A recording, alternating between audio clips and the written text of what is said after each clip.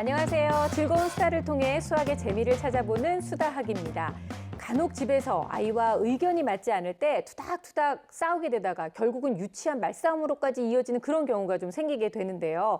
나중에 혼자 앉아서 생각해보면 내가 애랑 뭐하고 있는 건가 이런 생각이 들어서 혼자 낯이 뜨거워지는 경우가 있거든요. 솔직히 같은 엄마로서 좀 공감하시죠, 선생님? 그렇죠. 이렇게 듣다 보면 싸우다 보면 엄마나 애나 똑같다. 그렇죠. 하면서 이제 남편의 푸념과 한탄이 들려오는데 네. 아이들은 능숙하게 자신의 표현을 잘 못하잖아요. 그러니까 어떻게 보면 아이하고 그렇게 싸우는 게 좀 부끄러운 일일 수도 있습니다. 맞아요. 그래서 아이하고의 대화를 좀 원만하게 하고 즐겁게 엄마의 의견을 전달하고 싶으면 이제 세 가지를 좀 갖추면 좋을 것 같아요. 네. 첫 번째는 재밌어야 돼요. 즐거운 대화. 그리고 두 번째는 수준에 맞는 용어와 수준에 맞는 그렇죠. 대화. 그 세 번째는 특성과 연령을 고려한 대화인데 그 보면은 1, 2학년 아이들은요 대화를 할 때 선생님이 정말 마음이 아파 그러면은 우는 애도 있고요 일기장에 선생님이 마음이 아팠다 막 다음날 쓰고 막 이러거든요. 근데 이제 6학년 같은 경우는 선생님이 정말 마음이 아파 그러면 가만히 있다가 쉬는 시간에 나는 진짜 마음이 아파 하면서 이제 이걸 가지고 밑에서 이제 약간 이런 것처럼 긴정거리듯이 선생님의 말을 장난으로 하는 경우도 있거든요. 네네. 그러니까 이제 똑같은 내용도 연령과 특성에 따라 다르기 때문에 어머니께서 내 아이를 네. 잘 고려하셔서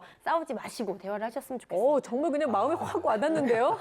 저였으면 이렇게 했죠. 제가 네. 6학년 학생이면 선생님 마음이 아파? 난 안 아파! 그래서 더 열받게 정말 매를 부르는 네. 아이가 어머니와의 갈등을 통해서 스트레스를 받는다면 언어성이나 사회성과 같은 여러 가지 분야에서 발달에 여러 가지 문제들이 생길 수 있는데요.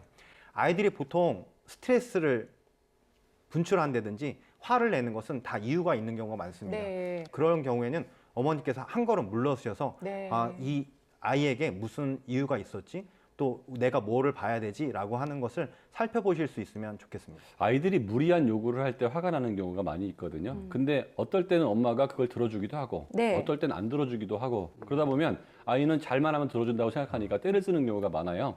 그래서 원칙을 갖고서 아이를 훈육할 필요가 있는데 아예 안 되는 거 몇 개는 확실하게 아이한테 알려줄 필요가 있어요. 우리 집에서 이건 안 되는 거니까 이거에 대해서는 나한테 요구할 생각하지 마라. 네. 또 하나 이제 아이하고 싸울 때 그 어머니들이 쓰는 말 중에서 너는 원래 항상 늘 맞아요. 그다음에 이런 표현을 쓰거든요. 근데 아이는 요번에 하나 잘못한 건데 자칫 잘못해서 너의 본성이 그렇다는 식으로 얘기를 해버리면 아이가 자존감이 굉장히 나빠질 수가 있다는 거죠. 그래서 현재 있는 행동에 대해서 훈육하되 아이한테 원래란 이런 표현을 안 쓰는 게 좋을 것 같아요. 네, 맞아요. 아이는 사실 그냥 어린 아이일 뿐인데 또 자기 주장을 하는데도 어려움이 있잖아요. 그런데 그것도 모르고 엄마가 오히려 더 아이를 다그치다 보면 아이 입장에서는 내 얘기도 못하고 너무 억울한 마음이 좀 많이 생길 것 같은데 자, 오늘 수닥을 찾아와 주신 어머님은요.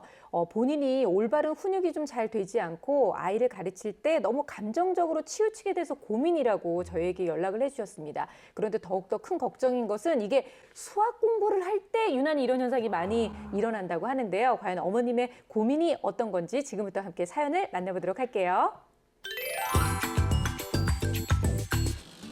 이번 주 주인공이 살고 있는 이곳은 푸른 바다가 넘실대는 경상남도 거제.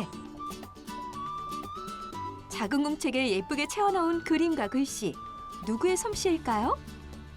안녕하세요. 동화작가가 되고 싶은 초등학교 3학년 나서연입니다. 꿈도 외모도 동화같이 귀여운 오늘의 주인공 나서연 양. 반가워요. 아유, 동화 작가. 근데 저 나이 때 저런 꿈을 꿀 수가 있나요? 나 그러니까요. 동화 작가 해야지. 소나 씨 뭐 하는 거야? 이거 6.25 전쟁 때 있었던 일을 동화책으로 그리고 있는 거예요. 아니, 손끝이 아주 야무진 것 같아요.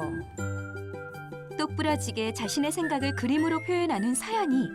서연이 어머니는 어떤 고민이 있을까요? 제가 수다하게 신청하게 된 이유는 서연이 때문이 아니라 저 때문입니다. 아니, 너무 솔직한 거 아닌가요? 그래서 더 궁금해지는 이번 주 사연.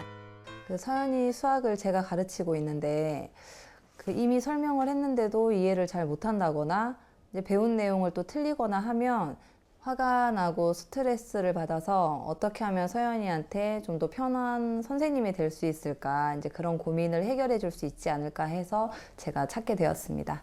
결국 어떻게 하면 욱을 참을 수 있느냐, 이제 모든 어머님의 공통적인 고민인데요. 참기 쉽지 않은데. 그렇죠. 서연이는 어떻게 수학 공부를 하고 있을까요?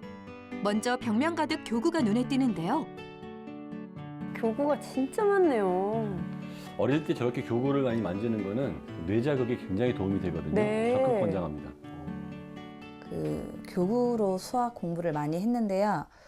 이제 이거는 게임으로 하는 이제 놀이 수학인데 3살부터 지금 3학년 올라가기 전까지 했었고요. 이 교구는 이제 2살 때부터 7세까지 했었어요. 근데 지금은 학교 시간하고도 좀 잘 안 맞고 해서 아직 과정은 남아 있는데 동생한테 지금 이제 물려준 상태거든요. 수학적 사고력을 높여주고 싶어 엄마가 선택한 교구 수업.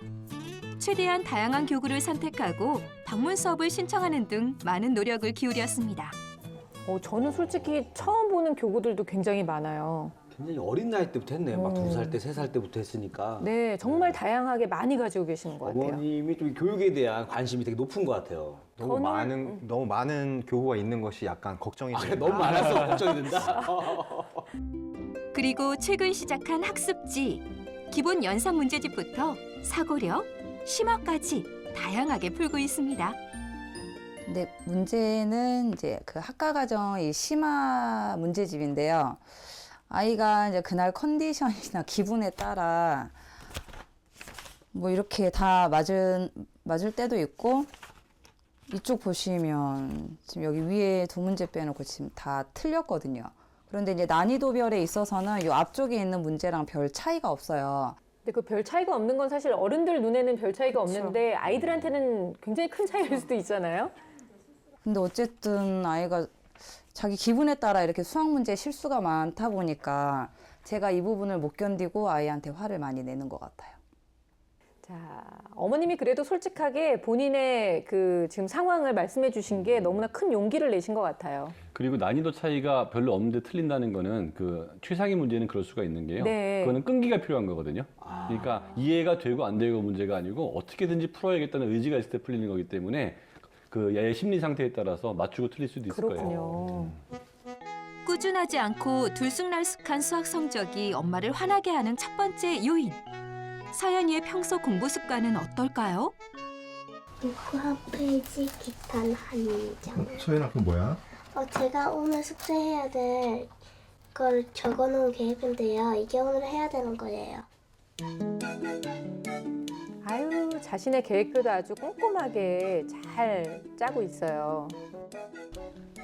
공부 환경을 정말 잘 구성해줬네요. 네. 본격적으로 공부를 시작했습니다. 그런데 근데 문제집을 그냥 안 풀고 찢어서 이렇게 푸네요. 가끔씩 저렇게 문제집을 찢어서 푸는 친구들이 있는데 저럴 경우에는 채점이 잘 이루어졌는지를 확인할 수 없기 때문에 되도록이면 찢지 않고 문제집을 푸는 것이 좋다라고 생각합니다. 네. 서연이의 또 다른 공부 습관도 관찰됐는데요. 바로 엎드려 문제 풀기. 문제를 풀기 시작하자마자 자연스럽게 팔을 깹니다. 후다닥 연산 문제 풀기가 끝나고 이번엔 사고력 문제 차례. 얼마나 잘 풀어낼지 기대되는데요. 그동안 수학적 사고력을 기르기 위해 해왔던 교구 활동, 과연 그 효과가 빛을 발할까요? 궁금해지기도 하는데요. 그런데 어쩐지 생각보단 어려워하네요. 지웠다 썼다 하길 수차례. 좀처럼 진도를 나가지 못하는 이유를 한번 물어봤습니다. 소연아, 연산은 아까 금방 풀던데 사고력은 오래 걸리네? 연산은 빨리 풀수록 있고 쉬운데 이건 어려워요. 그래도 최선을 다해 풀었습니다. 자, 우여곡절 끝에 이제 문제를 다 풀고 채점을 받으러 가는데요. 안 했다. 이거 왜 안 했어? 못 봤어. 왜 못 봐? 바로바로 이렇게 있는데. 서연이의 사소한 실수, 엄마를 화나게 하는 두 번째 요인인데요. 못 푼 게 아니라 그걸 놓친 게 이제 엄마 입장에서는 왜 이런 걸 놓쳤지? 왜 집중하지 않았지? 이제 이렇게 보이신 것 같아요. 근데 보통 아이들은 이렇게 연산 문제 풀 때 많이 놓치거든요. 특별한 잘못은 아니에요. 네. 많이들 합니다. 근데 뭐 저렇게 빼뜨리고 하는 애들이 좀 있거든요. 근데 그 외에 학교 시험에서도 그런 경우가 있어요. 그래서 항상 어릴 때부터 다 푼 다음에 안 푼 문제 없는지 그 점검하는 걸 원칙으로 가는 거는 시험을 잘 보는 데는 매우 중요한 원칙입니다. 네네. 이어서 사고력 문제를 채점하는데요. 아이고, 다 틀렸을 것 다 틀렸을 것 같아. 틀렸다. 왜 틀렸을 것 같아? 집중 안 했어요? 아니, 너무 어려워서 그냥 아무거나 적었죠. 뭐가 어려워? 앞에는요 다 잘했잖아. 앞에는 쉽고, 어? 앞에는 쉽고. 이게 그렇게 따지면 네 답이 틀린 건 아닌데 지금 네가 이걸 어떻게 풀었는지를 모르잖아. 그러면 이건 네가 맞게 푼 게 아니지. 이건 뭐예요? 이건 전혀 못 풀었어? 엄마의 호통에 결국 눈물을 보이고 맙니다. 다시 해가지고. 지금 우는 거예요? 아, 어떡해. 나름 열심히 풀었고 많이 틀리지도 않은 것 같은데 유독 수학에 엄격한 엄마 때문에 더 주눅드는 서연이. 가까스로 마음을 가다듬고 틀린 문제를 복습하는데요. 그런데 커도 너무 큰 엄마와 동생의 다정한 놀이소리. 근데 동생이 오니까 집안이 너무 시끄러워지는데요, 갑자기? 공부하고 있는 아이 입장에서는. 그렇죠. 동생 노는 소리 때문에 집중력이 안 생길 거고 난 여기서 뭐 하나 이런 생각 들 것 같아요. 어머니가 화내시는 것만큼이나 문제라고 저는 생각하는 것이 동생이 공부를 할 때 방해가 되는 요소인 네. 것 같아서 동생과 학생이 공부할 때 시간을 좀 공간과 시간을 분리하는 것이 분리하는 중요하다고 거. 생각합니다. 그리고 동생하고 지금 나이 차이가 너무 많이 나서 같이 학습을 한다는 것은 불가능해 네. 보여요. 그래서 공부를 할 때는 동생은 이제 격리, 방에서 그 뭐 다른 놀이를 한다던가 최대한 소리를 안 내서 유혹이 되지 않아야 해요, 그래요, 동생이. 네. 서연이에게 수학은 어떤 이미지로 남아 있을까요? 눈물이 날 것 같아요. 엄마가 난 그냥 내 실력대로 했을 뿐인데 엄마가 왜 틀렸다고 하면서 야단치시니까 오늘 방송 너무 슬퍼서 못 보겠어요. 오늘 너무 슬프다. 아유. 근데 가장 큰 문제는 제 심리적인 문제 같아요. 그리고 같은 또래인데도 한 2년 앞서서 선행을 한다든지 이제 제가 귀를 닫고 있으면 되는데 그런 얘기가 자꾸 들리다 보니까 이제 어렸을 때부터 이렇게 꾸준하게 이제 했는데 그거에 대한 보상 심리 때문인 것 같아요. 제가. 서연이를 위한 엄마의 관심이었는데 어느새 발목을 잡아버린 수학. 반면 다른 과목은 비교적 편안하게 공부하는 모습입니다. 엄마랑 수학 공부를 좀 더 재밌게 했으면 좋겠어요. 서로를 사랑하는 만큼 기대도 큰 엄마와 서연이. 두 사람이 부담 없이 수학을 공부할 수 있도록 수다 도와주세요. 아, 서연이가 그냥 눈물을 뚝뚝 흘리는 걸 보니까 제 어렸을 때 생각도 많이 나고. 저 때문에 우리 지용이도 눈물을 참 많이 흘렸었거든요. 예, 너무 오늘 공감이 슬퍼서 되는데. 수닥을 못 하겠어요. 아니, 그러니까 갑자기. 저도 갑자기 울컥했어요. 예. 근데 다른 시청자분들께서는 사실 엄마가 뭐 그렇게 대단히 크게 화를 내는 것 같지도 않은데 애가 너무 눈물이 많은 게 아닌가라고 생각하실 수도 있는데 솔직히 어머님이 이렇게 저희 수다하게 고민을 털어놓으실 정도로 평소에는 좀 이렇게 많이 욱하시고 많이 목소리도 커지시고 누가 수학을 이렇게 풀라 그랬어? 때려쳐! 막 이렇게. 그 정도까지는 아, 이 정도까지는 아니시겠지만, 아니시겠죠? 네. 그래서 어머님이 어떻게 하면 내가 내 마음을 좀 잘 다스리면서 서연이한테 좀 편하게 그리고 좋은 수학 선생님이 될 수 있을까 이제 이 고민을 털어놓으신 건데요. 어머님이 어쨌든 저희한테 고민 신청을 하셨으니까 저희가 가감 없이 저희도 쿨하게 어머님에 대한 이야기를 좀 나눠보도록 하겠습니다. 뭐 같은 엄마로서 공감이 되는 부분도 상당히 많이 있기는 했는데요. 선생님은 어떻게 보셨어요? 우선 물심양면으로 굉장히 많이 신경을 쓰고 학업에 배려하는 모습이 돋보였거든요. 네. 정말 큰 사랑이 느껴졌어요. 그런데 그 큰 사랑에 대해서 또 어머니로 말씀하셨지만 보상 심리. 그쵸. 내가 이렇게까지 신경을 썼으니까 너는 실력을 보여주렴. 빨리 빛을 내주렴 하는 게 너무 느껴져서 아이의 부담감이 그대로 전달돼서 안타까웠거든요. 그래서 어머니께서는 절대로 보상을 요구하셔서는 안 됩니다. 가전제품 집안에 들여다놓고 나는 의사가 없었는데 쓰라고 해놓고서 나중에 이제 요금을 지불해라. 그런 것과 똑같은 심리거든요. 이건 말도 안 되는 건데요. 생기가 있어서 물을 마셨을 뿐인데. 네.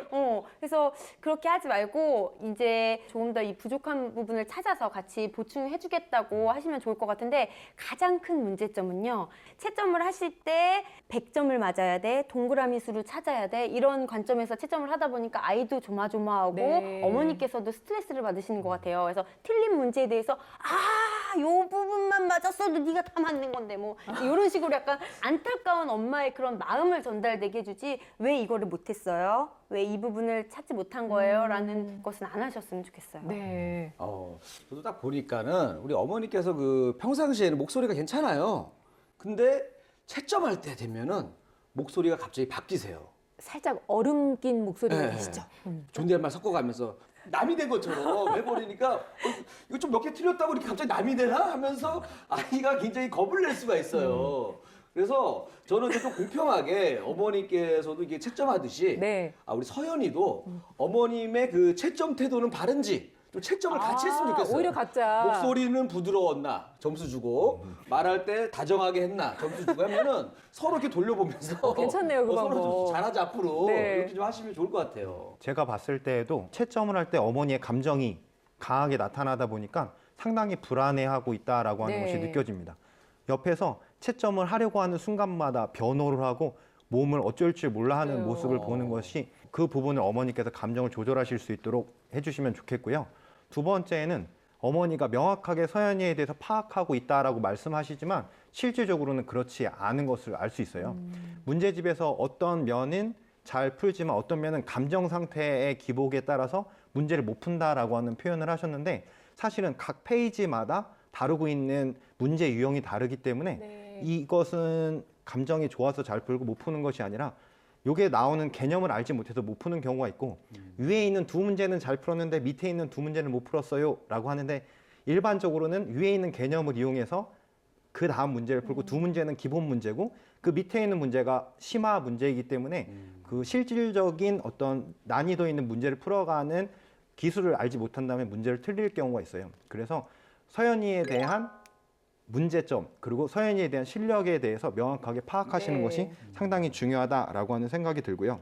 지금 상황으로 봤을 때는 사고력과 심화라고 하는 것이 문제가 아니라 기본적인 유형에 대한 부분이 잘 익숙하게 되었는지를 확인한 후 심화 문제와 사고력 문제로 넘어가는 것이 좋다라고 판단됩니다. 저는 지금 주 선생님이 말씀하시는데 서연이 어머님이 아니라 저한테 이렇게 지적을 하시는 것 같은 느낌이 막 많이 들어요. 왜냐면 보통 엄마들이 다 그 흔히들 할 수 있는 맞습니다. 실수예요. 왜냐면 아이가 뭐 할 때 네가 이거 집중만 잘하면 할 수 있잖아. 너 이거 원래 잘했었잖아. 막 이러거든요. 근데 아이 입장에서는 몰라서 그런 건데 엄마는 자꾸 집중력에 대한 얘기를 하니까 진짜 속상할 수 있을 것 같다는 생각이 들어요. 어머님. 그냥 엄마들은 다 비슷비슷한 것 같아요. 근데 오늘 함께 우리가 이런 마음으로 좀 열린 마음으로 얘기를 들어봤으면 좋겠는데요. 자, 오늘의 검사 결과를 좀 빨리 보도록 하겠습니다. 서연이의 현재 마음 상태와 또 현재 실력은 어떤지 또 어머님의 마음 상태는 어떤지 선생님 좀 알려주세요. 예, 서연이의 인지 능력은 우수 수준이 나왔는데요. 제가 봤을 때 아주 좋은 상태예요. 왜냐하면 그 네 가지 모든 영역이 골고루 발달되어 그렇네요. 있고 그다음에 영역 간의 편차가 없기 때문에 두뇌가 매우 안정적으로 되어 있는 상태고요. 또한 작업 기억력하고 속도 부분이 높게 나오고 언어성이 좀 낮게 나왔는데 이거는 향후에 잠재 능력은 더 크다는 뜻이거든요. 네. 그리고 어릴 때부터 어머니께서 많은 자극을 줘가지고 골고루 발전시킨 걸 보면 일단 지금까지의 교육은 뇌 발달 면에서는 매우 긍정적이었다. 이렇게 볼 수 있을 거고요. 그 어머니가 추진력이 좀 강하게 나오는데 그 뭐 사람들은 어머니가 좀 강하게 나오면 그게 안 좋다고 자꾸 얘기하는데요. 대체로 방치하는 거에 비해서는 월등히 좋은 겁니다. 네. 다만 그 방법이나 강도에 있어서 약간의 조절이 필요하다는 거는 뭐 이 방송을 통해서 솔루션을 제가 제시하도록 노력을 할 거고요. 자, 수학 성취도 평가도 해봤는데요. 후행은 다 맞았고요. 아유, 기특해라. 현행도 75% 맞아서 전체적으로는 87.5 이제 우수한 상태인데 이 아이가 약한 부분이 있을 때 전체적인 이 아이의 능력이 좋기 때문에 조금만 칭찬하는 쪽으로 가주면 잠재 능력이 많이 나올 수가 있어요. 잠재 능력이라는 거는 마음이 편한 상태에서 나오는 거거든요. 네. 이게 쫓기는 상태에서는 잘 안 나오는 그렇죠. 거기 때문에 틀렸을 때는 몰라서 틀렸을 거 아니에요.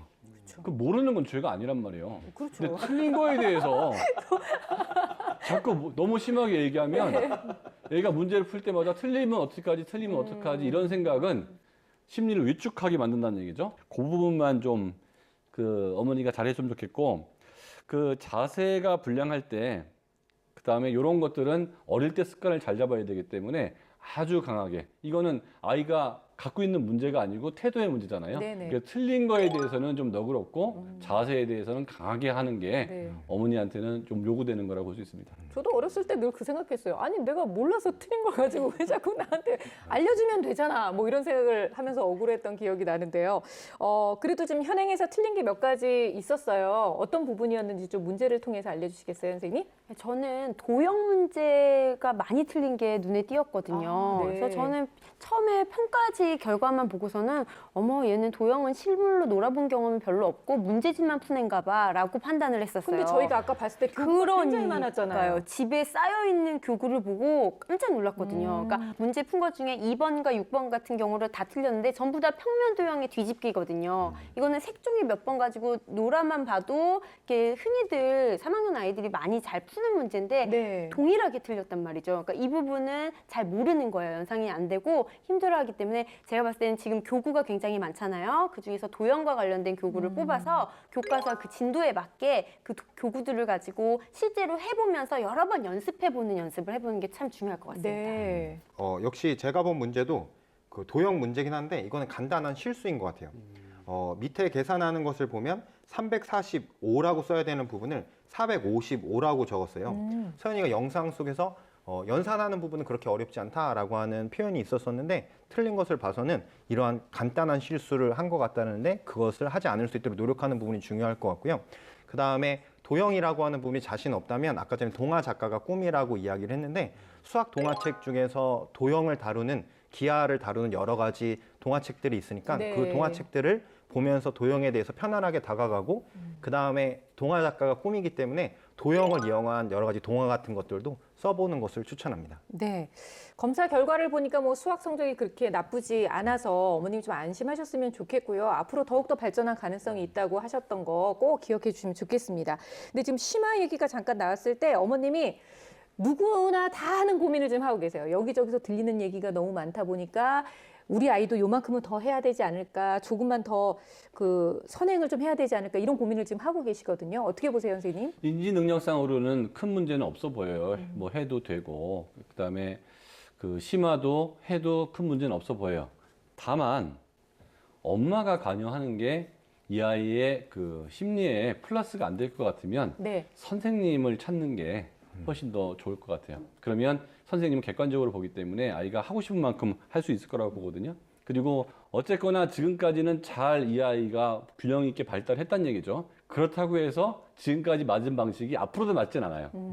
이제는 내 손을 놔야 될 때가 있는 거거든요. 근데 어머니께서도 이게 명석하신 것 같아요. 네. 그래서 내가 지금까지 잘했으니까 내가 계속 끌고 갔으면 좋겠다고 생각하는데 그게 자칫 잘못해서 아이한테 계속적인 상처를 주고 나중에 이 아이가 중학교, 고등학교 쪽 됐을 때 말을 심하게 안 들을 가능성이 있거든요. 그래서 지금 살살 놔줘야 될 때가 된 것 같고, 그리고 감정적으로 만약 이 아이가 힘들 때는 그래도 참고 하기에는 어린 나이예요. 그때는 잠깐 쉬었다가 감정이 편했을 때 수학을 하게 되면 참 눈물이 나는데도 어떻게 해야 된다고 생각하면 이 수학이 슬프잖아요. 그죠? 수학을 좀 기쁠 때 위주로 네. 하는 게 좋을 것 같아요. 수학이 슬프다는 말이 너무 가슴에 와닿아서 본인도 그렇잖아요. 왜 모른 척해요. 너무 웃겼어요.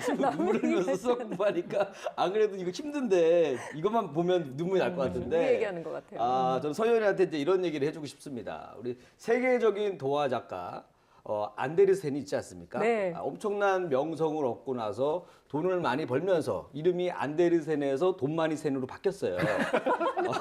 근데 안데르센이 한 얘기가 있습니다. 네. 한 얘기가 있는데 뭐라 그랬냐면 나는 가난했기 때문에 성냥팔이 소녀를 쓸 수 있었고 얼굴이 못생겼다고 놀림받았기 때문에 미운 오리 새끼를 썼다 이런 얘기를 했는데 서연이한테도 지금 이렇게 좀 힘들고 어려운 이런 시기를 잘 이겨내면 앞으로 대단한 동화 작가가 될 거니까 네. 조금 힘들더라도 참고 잘 하기를 바라겠습니다. 나는 역시 눈이 낮은가 봐. 네. 난 안데르센 그 동상을 보고 네. 잘생겼다고 생각했거든요. 못생겼었군요.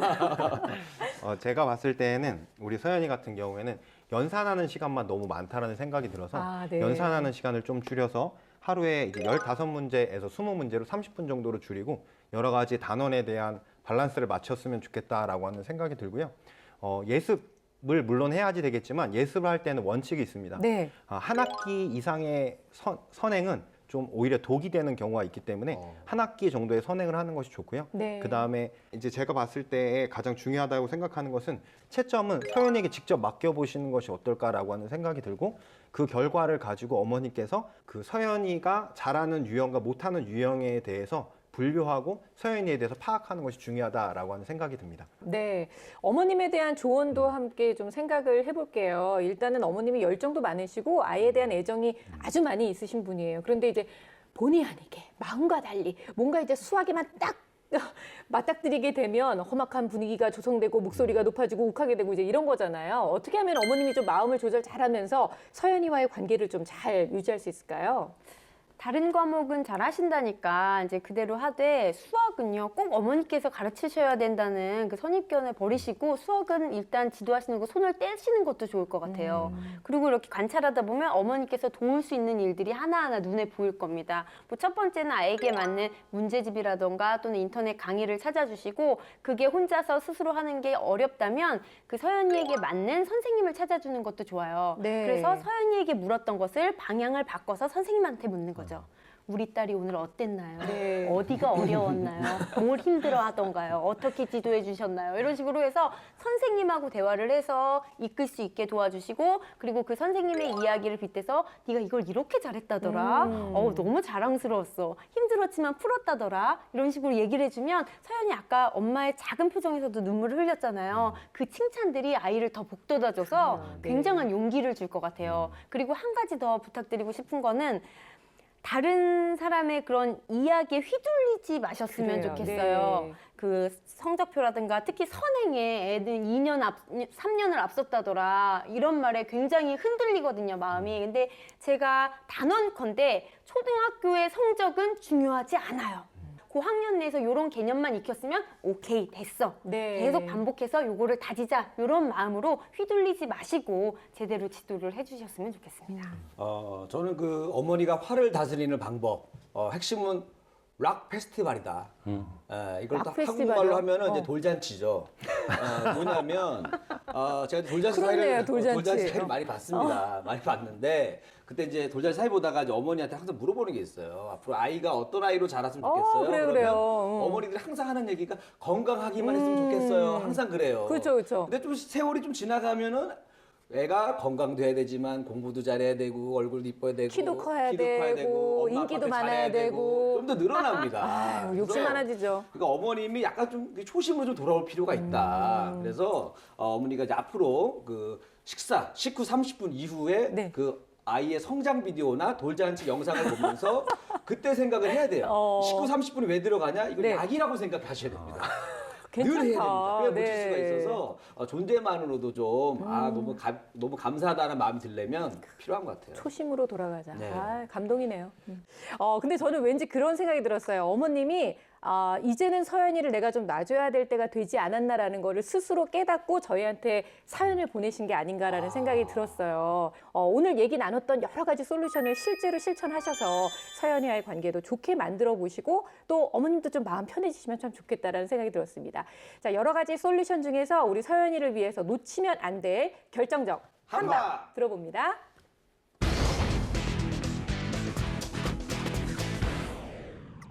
제 결정적 한방은 틀린 문제입니다. 어머니는 지금 서연이의 맞은 문제에만 관심을 갖고 계신데요. 틀린 문제에 집중하셔서 적절한 보충이 이루어질 수 있도록 적극적인 보호가 필요합니다. 제 결정적 한방은 인성교육입니다. 어머니는 서연이의 인성교육을 시켜주시고요. 수학과 같은 과목의 교육은 전문가한테 맡겨지는 게 이 아이의 잠재 능력을 키우는 데 도움이 될 것 같습니다. 제 결정적 한방은 캣닙입니다. 동화 속 외투를 입은 나그네의 마음과 행동을 바꿨던 것은 강한 바람이 아니라 햇빛이었습니다. 서연이에게 어머니의 따스한 햇살을 비춰주세요.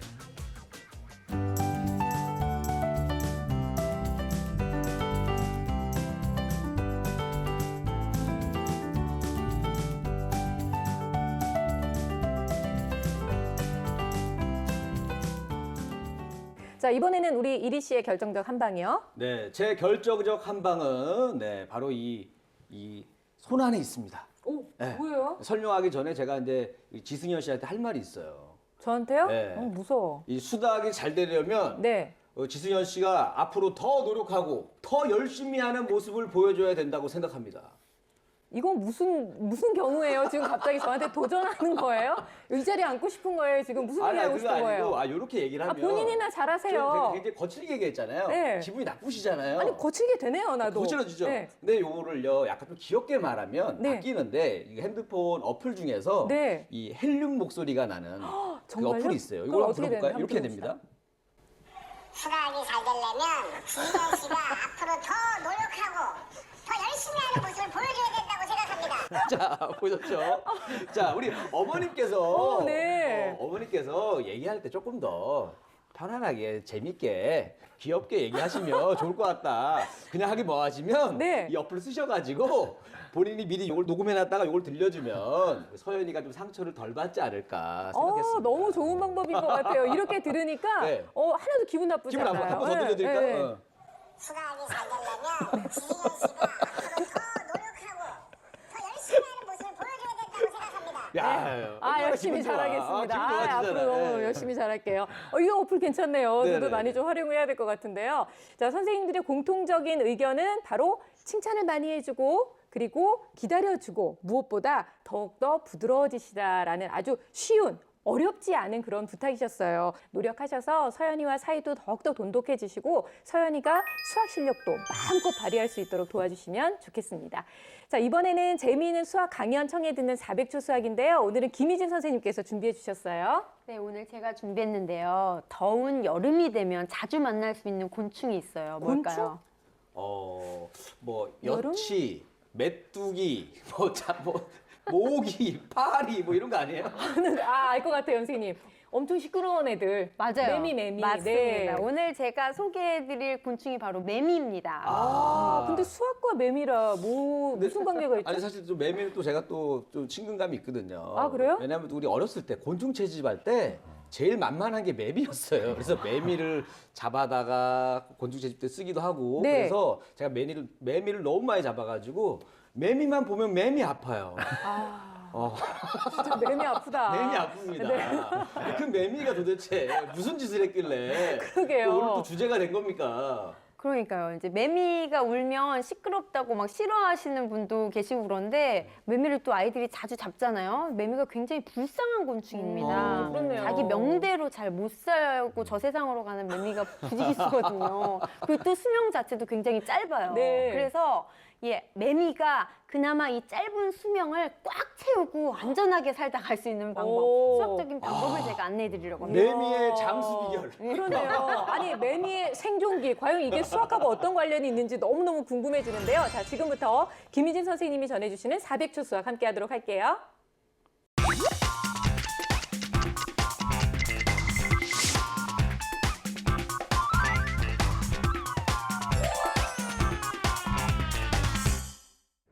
밤낮으로 울어대는 매미 소리에 괴로워하는 분도 또 여름이 되었다는 신호에 반가워하는 분도 계시는데요.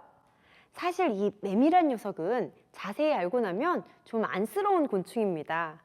그 까닭은 매미는 성충이 되기 위해서 정말로 길고 긴 애벌레의 기간을 거치게 되기 때문인데요. 매미의 종류에 따라 다르긴 하지만 보통 짧게는 1년에서 장장 17년이라는 기간을 애벌레로 있다가 힘겹게 성충이 됩니다. 그런데 너무 안타까운 건 오랜 기다림 끝에 드디어 성충이 된 매미가 힘찬 울음소리로 자신이 존재함을 알리는 것도 잠시. 어른 매미의 수명은 고작 평균 보름, 즉 15일 정도에 불과하다는 점입니다. 어떤 매미는 10년을 애벌레로 있다가 15일도 안 되는 기간을 매미로 살다가 가기도 하는데요.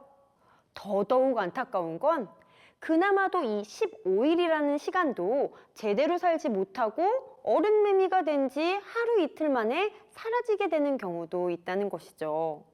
바로 매미가 천적에게 잡아먹히게 되는 경우입니다. 매미의 천적으로는 대표적으로 새와 파충류가 있고요. 또 다른 곤충들도 매미를 잡아먹기도 하는데요. 너무나 힘겹게 애벌레 생활을 청산하고 어른 매미가 된 매미가 천적에게 잡아먹히지 않고 그나마 주어진 15일을 건강하게 잘 살다가 갈 수 있는 방법은 무엇이 있을까요? 매미가 오래 살기 위해 알아야 할 수학 개념, 바로 공배수와 최소 공배수입니다. 우선 매미는 천적을 만나면 잡아먹힐 수밖에 없으므로 살아남기 위해서는 천적과의 만남을 최대한 피해야 합니다. 그렇다면 매미가 애벌레 기간을 거쳐 어른 매미로 태어날 때 최대한 천적과 마주치지 않는 시기로 정하면 되겠죠? 그렇다면 천적들의 번식 주기와 매미의 번식 주기를 살펴보고 공통적으로 겹치는 시기를 알아볼 필요가 있습니다. 먼저 매미들의 천적인 새와 파충류, 다른 곤충들의 번식 주기는 보통 2년에서 6년입니다. 적들과 최대한 마주치지 않게 태어나기 위해서 번식 주기에 따라 천적과 같이 태어나는 연도를 한번 확인해 볼까요? 먼저 매미의 대표 천적인 새를 예로 들어보겠습니다. 만약 3년마다 태어나는 새가 있고 또 5년마다 애벌레에서 어른 매미가 되는 매미가 있다고 가정해 볼까요? 그렇다면 새는 언제 태어날까요? 3년마다 태어나니까 3년, 6년, 9년, 12년, 15년, 18년, 21년, 24년, 27년 이런 주기로 태어나겠죠. 매미는 5년마다 태어나니까 5년, 10년, 15년, 20년, 25년, 30년, 35년 이런 주기로 태어나게 됩니다. 그렇다면 이 둘은 언제 만날 수 있을까요? 바로 15년과 30년, 그리고 45년, 60년, 즉 15년마다 만나게 됩니다. 그렇다면 만약에 6년마다 태어나는 매미가 3년마다 태어나는 새를 만난다면 어떻게 될까요? 3년마다 태어나는 새와 6년마다 태어나는 매미, 이 둘은 언제 만날 수 있을까요? 바로 6년, 12년, 18년, 24년, 30년, 즉 6년마다 만나게 되는데요. 이 경우 6년마다 태어나는 매미는 태어날 때마다 천적을 만나게 되어서 단 한 번도 오래 살 수 있는 해가 없게 됩니다. 매미의 입장에서 봤을 때 최악의 주기죠. 그렇다면 3년 주기로 태어나는 새가 사는 곳에 태어나는 매미의 경우 6년마다 태어나는 것보다 5년마다 태어나는 게 생존에 매우 유리하게 됩니다. 여기서 바로 공배수의 개념이 나오게 되는데요. 공배수란 2개 이상의 자연수에 공통적으로 배수가 되는 수를 말합니다. 예를 들어 3과 5의 공배수는 3의 배수이기도 하면서 5의 배수이기도 한 수가 되죠. 공배수는 여러 개가 있겠죠. 15도 3과 5의 공배수이지만 30도 마찬가지입니다. 또 45도, 60, 75 등등 3과 5의 공통된 배수인 공배수의 수는 매우 많습니다. 이 중에서 가장 작은 수를 최소 공배수라고 하는데요. 예로 들었던 3과 5의 최소 공배수는 15가 됩니다. 그렇다면 매미가 알았어야 할 개념은 바로 이 공배수와 최소 공배수인데요. 자신이 피해야 할 천적이 태어나는 주기를 알고 최소 공배수가 가장 클 때를 계산해서 태어나야겠죠. 만약에 천적인 파충류가 태어나는 주기가 2년이라면 매미가 3년마다 태어나면 최소 공배수가 2와 3의 최소 공배수를 구해야 하므로 6년이 돼서 천적을 6년마다 만나게 됩니다. 하지만 매미가 4년마다 태어나면 천적은 2년마다 태어나고 매미는 4년. 그래서 2와 4의 최소 공배수는 4가 되므로 천적을 4년마다 만나게 돼서 태어날 때마다 천적을 만나게 되는 거죠. 또 매미가 5년마다 태어나면 2와 5의 최소 공배수는 10이 되어서 매미는 10년마다 천적을 만나게 됩니다. 그러므로 2년마다 태어나는 매미의 천적인 파충류를 피하기 위해서는 매미는 3년, 4년, 5년의 주기 중에서 그렇죠. 5년의 주기를 택하는 것이 가장 생존 가능성이 높아지게 됩니다. 즉, 천적을 피하기 위해 천적의 생존 주기의 공배수를 가장 적게 가지도록 태어나는 주기를 조절하는 매미야말로 가장 똑똑하고 장수 가능성이 높은 매미라고 할 수 있겠습니다. 이처럼 어려운 수학 개념을 도입할 때 공배수는 공통적인 배수를 가진 수야. 공약수는 공통적인 약수가 되는 수야. 이렇게 어렵게 바로 개념을 풀기보다는 일상생활 속에서 아이의 관심을 가질 수 있는 수학적인 소재들을 재미있는 이야기로 풀어봐 보세요. 그러면 개념을 이해할 때 훨씬 더 척척 알아들을 수 있는 재미있는 수학적인 기반을 마련할 수 있게 됩니다.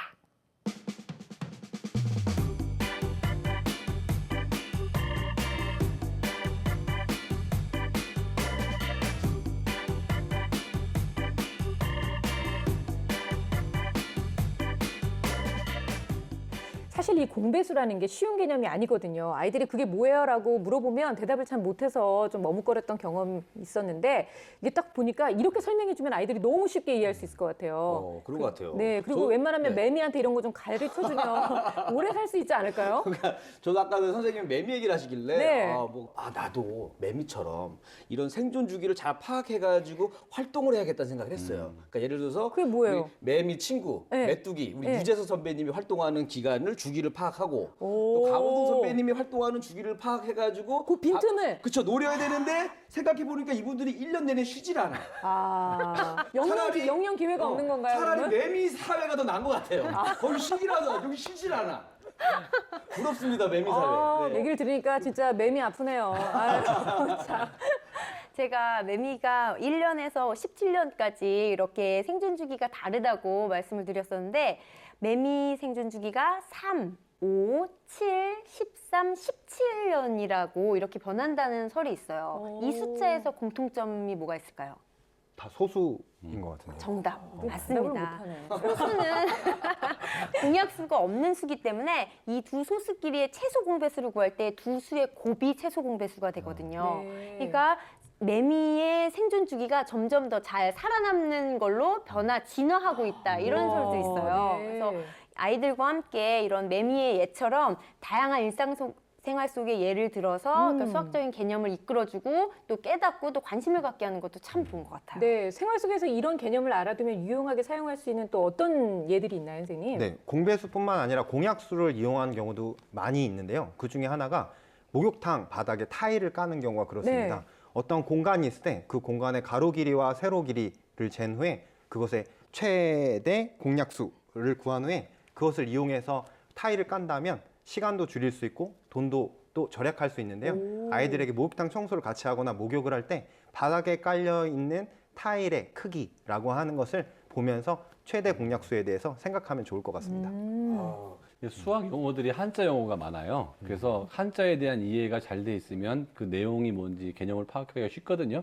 그러니까 공배수라고 하면 공과 배수잖아요. 그러니까 배수의 개념을 먼저 설명하는 거죠. 2, 4, 6, 8 배수. 그다음에 공은 공통되다 할 때 공짜이니까 공통된 배수나 뭐냐 이렇게 좀 풀어주면 훨씬 더 이해하기가 쉬울 것 같고요. 그다음에 뭐 바둑알 쭉 늘어놓고 몇 개씩 모아놓은 다음에 놀이처럼 이게 공배수는 요거네 4개네 공배수는 뭐 12개네 이렇게 찾아내는 것도 또 하나의 방법일 것 같아요. 네. 그러니까 무조건 개념을 외우려고만 하지 말고 조금이라도 풀면 이해가 쉬워지는 겁니다. 저는 진짜 수학을 같이 하면서 수학을 쉽게 가르친다는 게 어떤 건지 조금씩 알아가는 것 같은 생각이 들어요. 물론 아직도 어렵긴 하지만요. 좀 늦은 감이 있지 않나요? 많이 늦은 감이 있어서 너무 안타깝지만 우리 시청자 여러분들께서는 얼마든지 또 시간이 있으시고 노력할 수 있는 여지가 있으시니까 선생님들이 얘기하신 여러 가지 방법들 꼭 실천하시기를 바라겠습니다.